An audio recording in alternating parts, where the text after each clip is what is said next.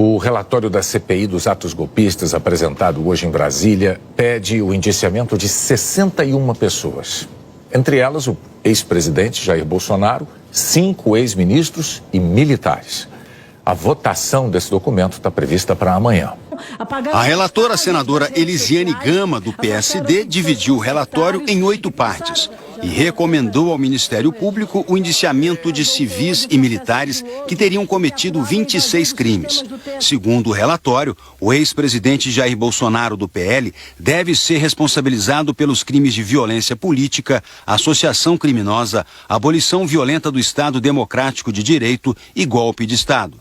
O então presidente tem responsabilidade direta como mentor moral por grande parte dos ataques perpetrados a todas as figuras republicanas que impuseram qualquer tipo de empecilho à sua empreitada golpista. Agentes públicos, jornalistas, empresários, militares, membros dos poderes, todos sofreram ataques incessantes por parte de Jair Bolsonaro e de seus apoiadores, muitos deles ocupantes de cargos públicos que se utilizavam da máquina estatal para coagir e agredir pessoas. 5 ministros do governo Bolsonaro também estão na lista: Anderson Torres, Walter Braga Neto, Augusto Heleno, Luiz Eduardo Ramos e Paulo Sérgio Nogueira de Oliveira. O relatório ainda recomenda o indiciamento do ex-comandante da Marinha, Almir Garnier.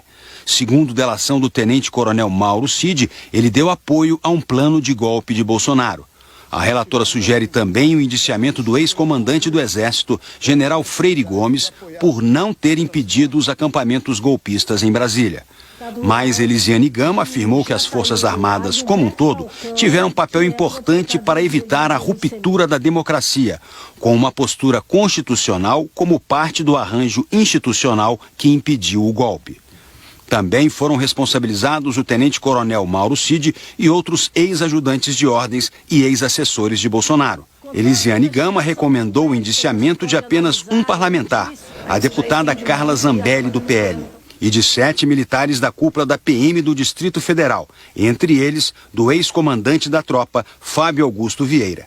Eles são investigados por omissão no dia da tentativa de golpe. O ex-diretor da Polícia Rodoviária Federal, Silvinei Vasques, foi apontado no relatório como responsável por 8 crimes, incluindo criar dificuldades para os eleitores votarem no segundo turno das eleições presidenciais. Outras 106 pessoas foram citadas e, segundo a relatora, devem ser investigadas mais a fundo para possíveis pedidos de indiciamento. É o caso do ex-ministro do GSI, Gonçalves Dias, que comandava a segurança do Palácio do Planalto no dia dos ataques, e de 17 financiadores dos atos golpistas. Na lista estão também o ex-assessor internacional de Bolsonaro, Felipe Martins, e o advogado Amaury Feres Saad. Segundo Elisiane, Martins teria contado com a assessoria de Amaury Saad para subsidiar juridicamente teses golpistas. A relatora afirma que foi Felipe Martins quem escreveu e levou a minuta do golpe para Bolsonaro numa reunião após as eleições para avaliar um possível golpe de Estado.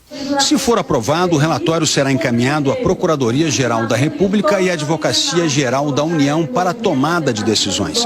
O Ministério Público é que vai decidir se há elementos no relatório para a abertura de novas investigações, se o material deve reforçar apurações já existentes ou mesmo se é o caso de arquivamento dos pedidos. A defesa de Jair Bolsonaro manifestou indignação diante da proposta de indiciamento. Segundo ele, por crimes para os quais jamais concorreu ou minimamente participou. A defesa do ex-presidente afirmou que a proposta é parcial, tendenciosa e pavimentada por viés político e não jurídico, e que Bolsonaro não foi convocado para falar e não teve o direito de defesa. A defesa de Fábio Augusto Vieira disse que o relatório tem uma deficiência de argumentos que não condiz com a realidade e que uma atuação rigorosa do STF vai analisar a totalidade das provas. A defesa de Anderson Torres afirmou que a decisão não foi técnica, que a CPI não apresentou provas concretas da participação dele nos atos do dia 8 e que as inconsistências serão esclarecidas. Carla Zambelli afirmou que nenhuma prova foi apresentada contra ela e que isso comprova o absurdo das acusações. A defesa de Silvinei Vasques preferiu fazer ataques à relatora da CPI. Os outros citados não deram retorno ao nosso contato.